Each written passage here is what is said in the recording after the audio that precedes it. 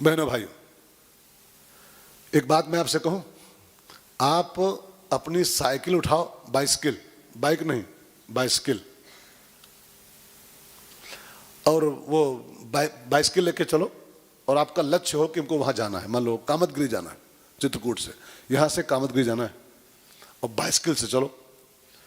और अगर आपकी बाइसिकल कामतगिरी तक पहुंच न पावे और बीच में वो रिम पर आ जाए, रिम पर और पहुंच न पाओ, रास्ते में रह जाए, तो इसका मतलब क्या है कि आपके टायर में, ट्यूब में कोई ना कोई छेद है, छेद था पहले से, और नहीं, अगर मंजिल नहीं मिली है आपको, कामतगिरी पहुंच नहीं पाया, उसका मतलब क्या है, आपके ट्यूब में कोई ना कोई छेद था।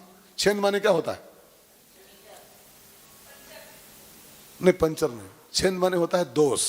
दोष, वो राम जी बोलते हैं ना, मोह कपट छल छिद्र न भावा, तो छिद्र माने क्या होता है? पिंचर। पिंचर नहीं होता दोष होता है छिद्र माने दोष होता है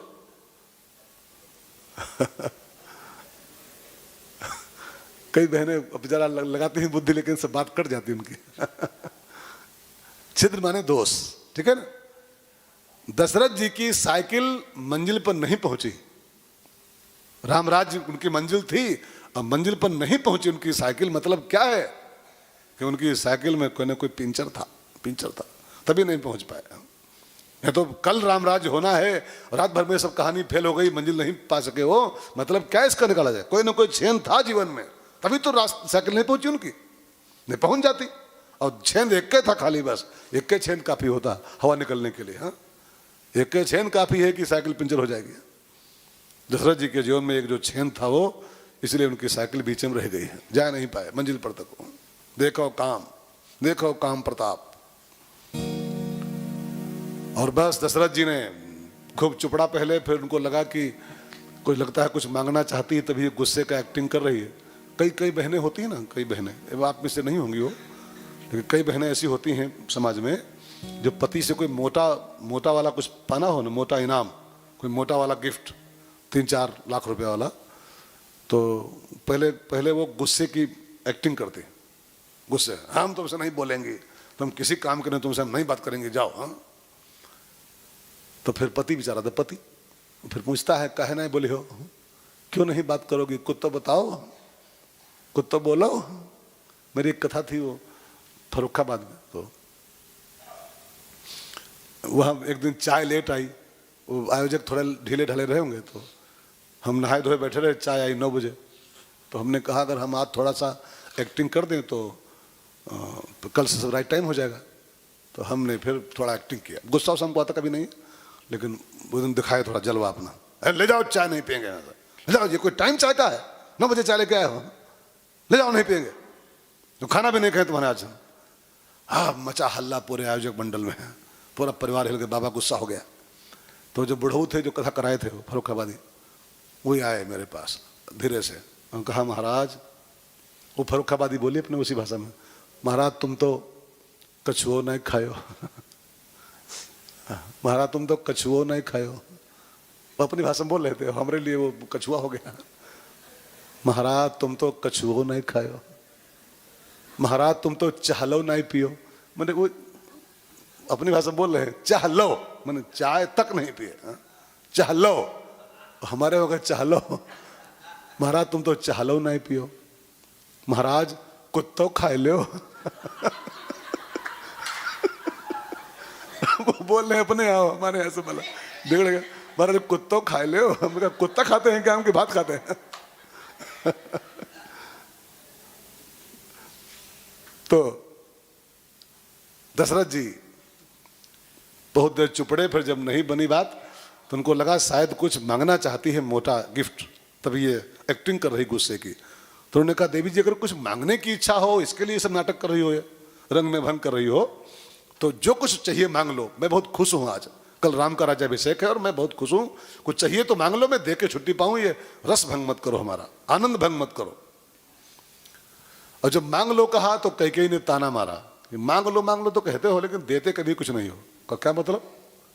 याद करो, 2 वरदान कब से पड़े हो उधार, सैकड़ों साल हो गए वो वरदान को, आपने कहा था 2 वरदान पड़े हैं, चाहे जब मांग लेना, कितने साल हो गए, 100-200 साल, अभी तक दे नहीं पाए हो, क्या उम्मीद करो, तुम क्या देने वाले हो? वरदान देने को तो कहे थे अभी उधार पड़े, दे नहीं सके।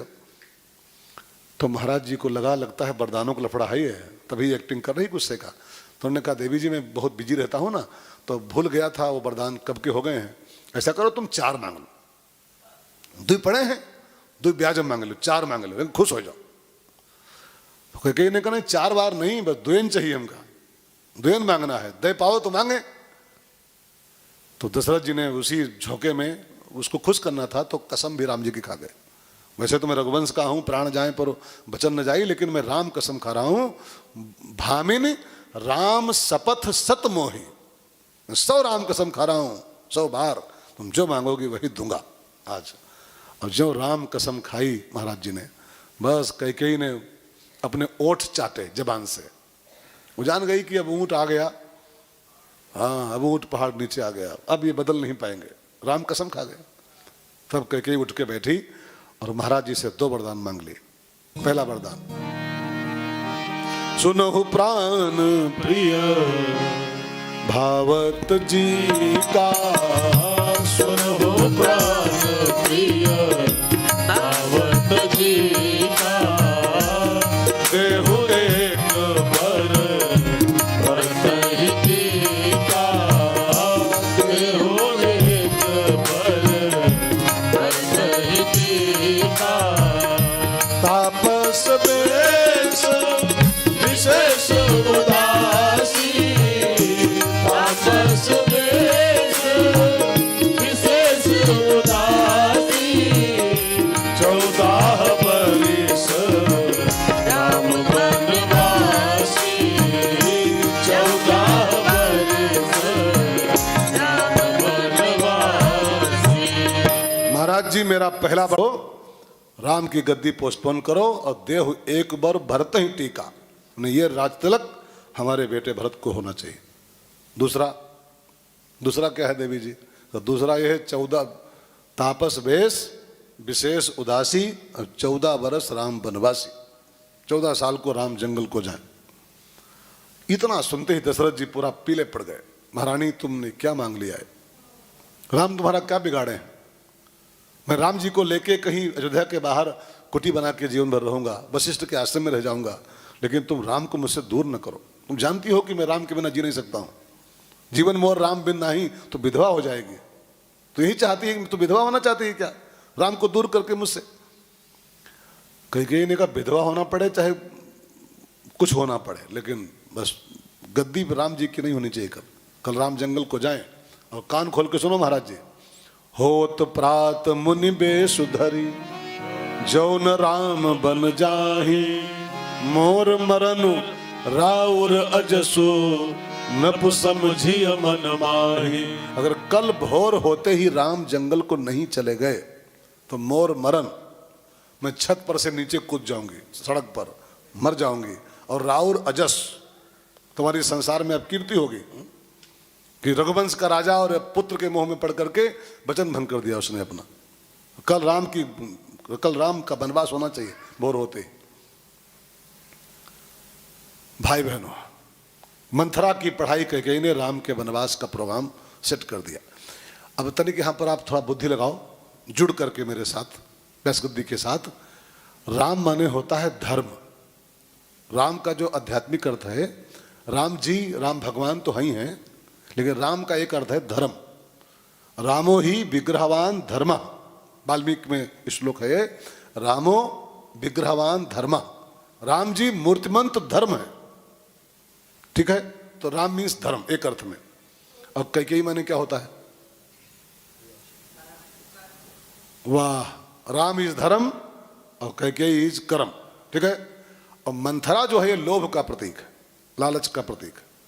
ये कुबड़ी मंथरा जो है ये लोभ का, इसको लोभ था कि अगर भरत राजा हो जाएगा तो मेरी जो कैकेयी राजमाता हो जाएगी, मेरी तनख्वाह बढ़ जाएगी, मैं इसकी दासी हूँ, अभी खाली सामान्य रानी है ये, और जब इसका लड़का राजा बनेगा तो ये राजमाता बनेगी कैकेयी, और तब मैं इसकी दासी राजदासी हो जाऊंगी, मेरी तनख्वाह में 5 गुना लग जाएगा, इंक्रीमेंट 5 गुना अधिक, और बढ़िया साड़ी पहनूंगी, बढ़िया गहना पाऊंगी, राजदासी हो जाऊंगी। तो इसको लोभ था अंदर से, ठीक है। बाकी इसका कोई स्वार्थ नहीं है, बस लोभ खाली है कि राजा भरत बने तो ये राजमाता होगी, तो फिर मैं राजदासी हो जाऊंगी तो मेरा तनख्वाह बढ़ जाएगा। उसका और कौन स्वार्थ उसमें? तो ये लोभ का प्रतीक है। अब तनिक ध्यान दो यहां पर। कैकेयी जब जब मंथरा की राय लेती है तब जीवन की अयोध्या से राम का वनवास होता है। राम माने धर्म, कैकेयी माने कर्म, मंथरा माने लोभ। ठीक है, अब थोड़ा गणित समझिए इस कथा का गणित। जब जब हम मंथरा की राय से कर्म करते हैं, मंथरा माने लोभ की राय से, लोभ जो कहेगा वो हम करेंगे, लालच जो कहेगा वो हम एक्टिविटी जीवन में करेंगे, तो जान लो कि आपके जीवन से अब बहुत जल्दी राम माने धर्म का निष्कासन होने वाला है। लोभग्रस्त क्रिया इंसान के जीवन से धर्म को बाहर कर देती है। अभी मुझसे कल कौन बोल रहा था, शायद प्रिंस से कह रहा था, प्रिंस से कह रहा था, हाँ प्रिंस से कह रहा था, ड्राइवर लगाओ जब गाड़ी ड्राइवर, तो उसको चाहे 300 रुपया दे दो, 500 रुपया खाने के लिए अलग से, और चाहे रबड़ी खिलाओ उसको, लेकिन जब तक वो 50 रुपया खुंची नहीं मान लेगा उसमें से। प्रिंस तो ही करा था, यही करा था, हाँ 50 रुपया तो खुंची नहीं मान लेगा वो, ऊपर वाली आमदनी, उसको चैन नहीं पड़ता है। उसको लगता है सारी तनख्वाह हमारी यहाँ है, वो चाहे महीने में 15,000 पाता हो और चाहे रबड़ी मलाई खिलाओ उसको आप, लेकिन जब तक वो पेट्रोल में चुराए ना पाए 50 रुपये 100 रुपया, उसको चैन नहीं पड़ता है। और हम इतनी तनख्वाह लेके भी चोरी करें 50 रुपए की, यही तो राम का वनवास है। राम वनवास माने राम जी का वनवास नहीं, धर्म का निष्कासन। जीवन से धर्म को हम निकाल के बाहर कर दें, यही तो राम वनवास है। ये राम वनवास कब होता है? जब हमारी कैकेयी मंथरा की राय पर चलती है। तू जो कहेगी मैं वो करूंगी।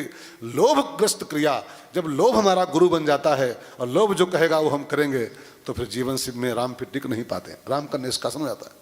आजकल जो लगभग 90% लोगों के जीवन से राम वनवास हो चुका है, 90% लोगों के जीवन से। धर्म कहाँ बचा? धर्म कहाँ है?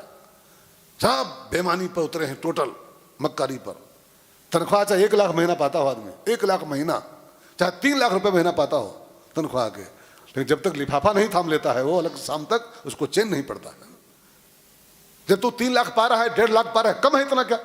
कम है क्या? 50,000 महीना भी मिल जाए तो कम थोड़ा होता पैसा। एक परिवार के लिए 50,000 महीना भी रुपया कम नहीं है इतना। मनरेगा में जो काम करते हैं वो 200 रुपये पर डे पाते हैं, 200 रुपये पर डे, और बढ़िया जी रहे हैं चकाचक। 50,000 पर मंथ पाने वाला आदमी भी शाम तक कुछ अगर पाए ना जाए ऊपर से, उसको चैन नहीं पड़, लगता है आज दिन खराब होएगा, आज कुछ ऊपर ही आमदनी नायब है। हाँ, ऊपर ही आमदनी नायब है आज कुछ। ये ऊपर आमदनी क्या है? यही राम वनवास है, यही राम वनवास। जीवन में से धर्म को बाहर कर दिया आपने, तनख्वाह भी ले रहे हो, घूस भी खा रहे हो, मिलावट भी कर रहे हो, कमीशन भी खा रहे हो, और राम वनवास क्या होता है? इंसान ये क्यों कर रहा है? क्योंकि कुबड़ी आगे खड़ी है, मंथरा आगे खड़ी है, क्रिया उसके पीछे है और वो मंथरा आगे आगे चल रही है। लोभ आगे आगे और कर्म पीछे पीछे। और जब लोभ आगे होता है और कर्म पीछे होता है तो जीवन में से राम का निष्कासन हो जाता है। यही राम वनवास है, धर्म का निष्कासन। और एक बात और कह दूं, अगर जीवन में से राम निकल गए तो फिर जान लो कि आप पशु हो गए। आप माने हम और आप दोनों। जिसके जीवन से धर्म निकल गया फिर वो क्या बचा? साफ साफ लिखा है, धर्मेण हीना। कोई श्लोक याद है बेटा? धर्मेण हीना, जिसके धर्म निकल गया जीवन से तो क्या बचा? पशु भी समाना। जो जिसके जीवन से धर्म का वनवास हो गया, राम वनवास, फिर वो मनुष्य के चोले में खाली है, पशु हो गया, जानवर हो गया। धर्मो ही तेषाम अधिको विशेषो आहार निद्रा भय मैथुनम च सामान्य मेतद पशुभिर नारायणाम धर्मो ही तेषाम अधिको विशेषो। पशुओं से हम खाली एक चीज में ऊपर हैं, धर्म हमारे पास है। पशुओं को धर्म नहीं होता है, जो पाए खा लिए, जो पाए कर लिए। हमारे पास वही एक चीज खाली फालतू है पशुओं से ज्यादा, और वही निकल जाए तो क्या बचा? फिर तो भोजन पशु भी कर लेते हैं, बच्चे पशु पैदा कर लेते हैं, घर भी पशु बना लेते हैं। फिर तो घर बनाओ, बच्चे पैदा करो, पैसा कमा लो, ये काम तो सब जानवर भी कर लेते हैं। धर्म ही केवल एक्स्ट्रा अपने पास है, वही निकाल दो जीवन से तो क्या बचा? जानवर हो गए। राम धर्म है और जीवन में धर्म रहना चाहिए। और धर्म कब तक रहेगा? जब तक आपकी कैकेयी मंथरा की राय नहीं लेगी तब तक। जिस दिन लोभ को आगे कर दोगे, जो कहोगी वही करूंगा, जो करोगी वही करूंगा, तो फिर जान लो कि राम जी बस गए, जीवन से गए।